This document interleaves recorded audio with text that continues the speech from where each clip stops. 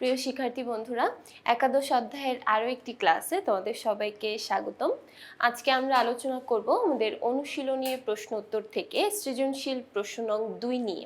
তো এখানে আমরা দেখতে পাচ্ছি ঠিক আগের সৃজনশীল প্রশ্ন নং 1-এর মতোই এখানেও আমাদের ব্যাখ্যা আকারে পুরো উদ্দীপকটা দেওয়া আছে, অর্থাৎ এখানে একটা নির্দিষ্ট ব্যবসায় প্রতিষ্ঠানের জন্য কেমন উৎপাদন ব্যয় হতে পারে সেই আঙ্গিকে একটা সৃজনশীল প্রশ্ন দেওয়া আছে।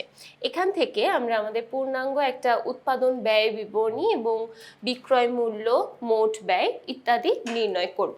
তাহলে প্রথমে আমরা এখানে দেখতে পাচ্ছি বলা হয়েছে আমিন পেপার হাউস প্রতি দিস্তা 18 টাকা দরে 100 রিম কাগজ ক্রয় করে। দেখো এখানে প্রথমে বলা হয়েছে প্রত্যেকটা দিস্তার দাম 18 টাকা এবং 100টা রিম ক্রয় করা হয়েছে। তাহলে 100টা রিমের মধ্যে কত দিস্তা কাগজ আছে এটা আমাদের বের করে নিতে হবে। এখন এক রিমে সাধারণত 20 দিস্তা কাগজ থাকে, এক রিমের মধ্যে 20 দিস্তা কাগজ থাকে। তাহলে 100 রিমের মধ্যে কত দিস্তা থাকবে? 100 রিমের মধ্যে তাহলে 20 দ্বারা গুণ করলে আমরা পাচ্ছি 2000। তাহলে 2000 দিস্তা কাগজ আছে। তাহলে আমরা যা যা হিসাব করব সম্পূর্ণটাই আমরা 2000 দিস্তা অনুযায়ী হিসাবটা করব। এরপরে আছে এর জন্য মজুরি 500 টাকা, গাড়ি ভাড়া আছে 1000 টাকা। এগুলো প্রদান করে এই দিস্তা কাগজগুলো ক্রয় করে নিয়ে আসা হয়। তারপর কাগজ বিক্রয়ের জন্য দোকান ভাড়া পরিশোধ করা হয়েছে 2000, বিদ্যুৎ এবং টেলিফোন বিল পরিশোধ করা হয়েছে 1000 টাকা, বিক্রয় কর্মীর কমিশন বাবদ 500 টাকা ব্যয় করেন। তাহলে দেখো লাস্টের যে বিষয়গুলো বলছে দোকান ভাড়া, বিদ্যুৎ বিল, বিক্রয় কমিশন, এগুলো হচ্ছে আদার্স কিছু ব্যয় যেটা আমরা কাগজ ক্রয় করার পরবর্তীতে ব্যয়গুলো করেছি।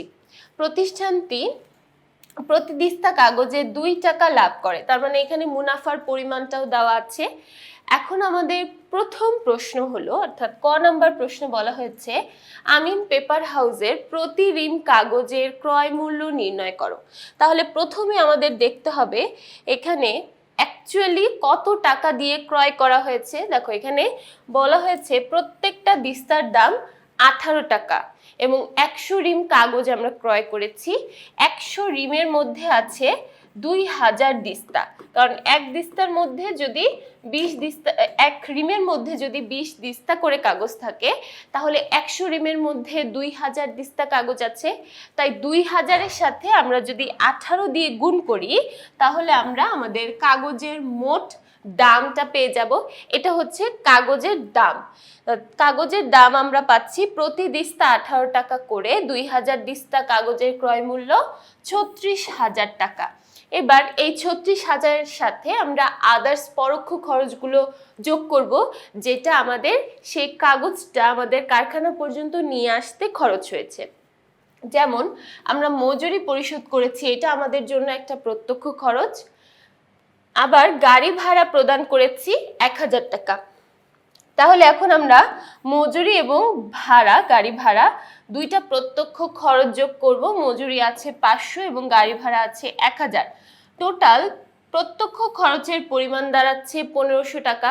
তাহলে 36,000-এর সাথে 1500 টাকা যোগ করে দিলে আমরা আমাদের মোট ক্রয় মূল্য পাচ্ছি 37,500 টাকা।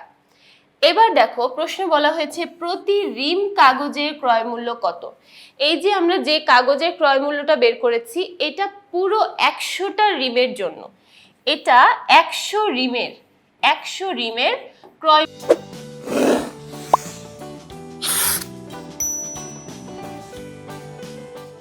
মূল্য, কারণ আমরা এখানে টোটাল 100 রিম ক্রয় করেছিলাম। তাহলে আমরা যদি প্রতি রিমের ক্রয় মূল্য বের করতে চাই তাহলে এই 37,500-কে 100 দ্বারা ভাগ করতে হবে। তাহলে 100 দ্বারা ভাগ করলে আমরা আমাদের প্রতি রিমের কাগজের বিক্রয় মূল্যটা পেয়ে যাব। তাহলে দেখো 100 দ্বারা যদি ভাগ করি খুবই সহজ, প্রত্যেকটা রিমের ক্রয় মূল্য দাঁড়াচ্ছে 375 টাকা। আচ্ছা, তাহলে এরপর আমরা চলে যাই খ নাম্বার প্রশ্নে। আমিন পেপার হাউসের বিক্রিত প্রতি দিস্তা কাগজের মোট ব্যয় নির্ণয় করো। মোট ব্যয় নির্ণয় করা খুবই সহজ। আমরা অলরেডি ক্রয় মূল্য নির্ণয় করে ফেলেছি। এই ক্রয় মূল্যের সাথে আমরা বাকি প্রত্যেকটা খরচ যোগ করে দিলেই আমাদের মোট ব্যয় চলে আসবে। তাহলে আসো আমরা কিভাবে নির্ণয় করব। প্রথমে আমরা ক্রয় মূল্য যেটা ক থেকে পেয়েছি সেটা আগে লিখব 37,500। এরপর আমরা আদার্স কিছু পরোক্ষ খরচ দেখেছিলাম, যেমন দোকান ভাড়া ছিল 2,000 টাকা, বিদ্যুৎ বিল ছিল 1,000 টাকা, বিক্রয় কর্মীর কমিশন ছিল 500 টাকা। তাহলে দেখো তিনটা পরোক্ষ খরচ যোগ করলে আমরা মোট পরোক্ষ খরচের পরিমাণ পাচ্ছি 3,500 টাকা।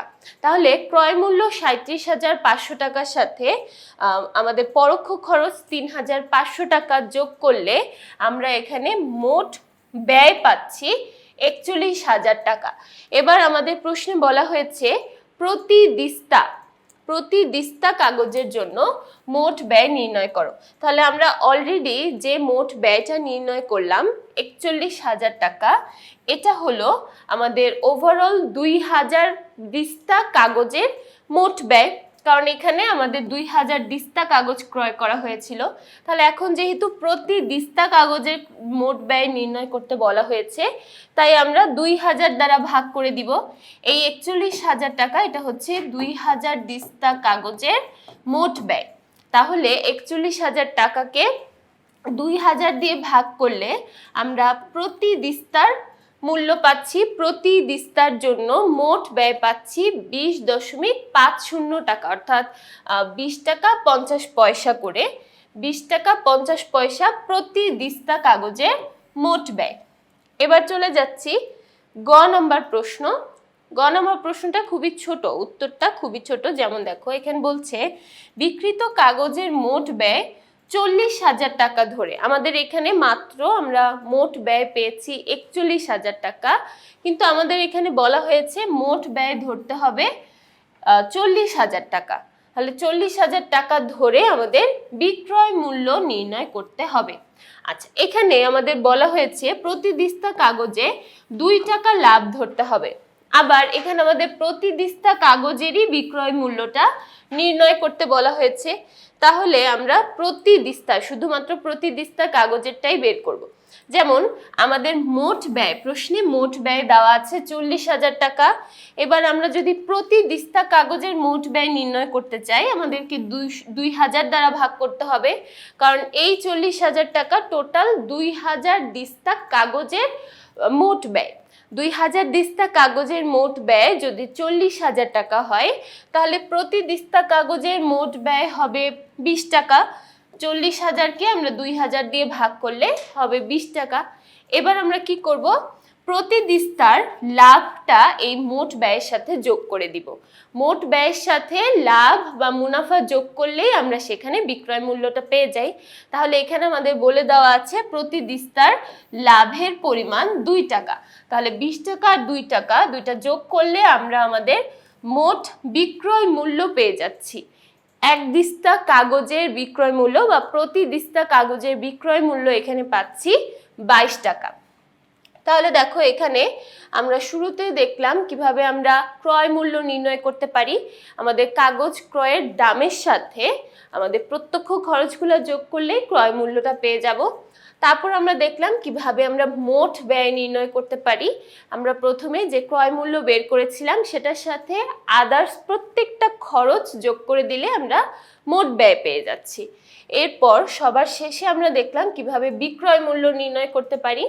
বিক্রয় মূল্য বের করার জন্য মোট ব্যয়ের সাথে মোট লাভ বা লাভ যতটুকু দেওয়া থাকবে সেটা যোগ করে দিলে আমরা বিক্রয় মূল্যের পরিমাণটা পেয়ে যাচ্ছি। তাহলে আশা করছি এই 2 নং সৃজনশীলটা সবাই খুব ভালোভাবে বুঝতে পেরেছো। পরবর্তী পর্ব দেখার জন্য সবাইকে আমন্ত্রণ জানাচ্ছি। সবাইকে ধন্যবাদ।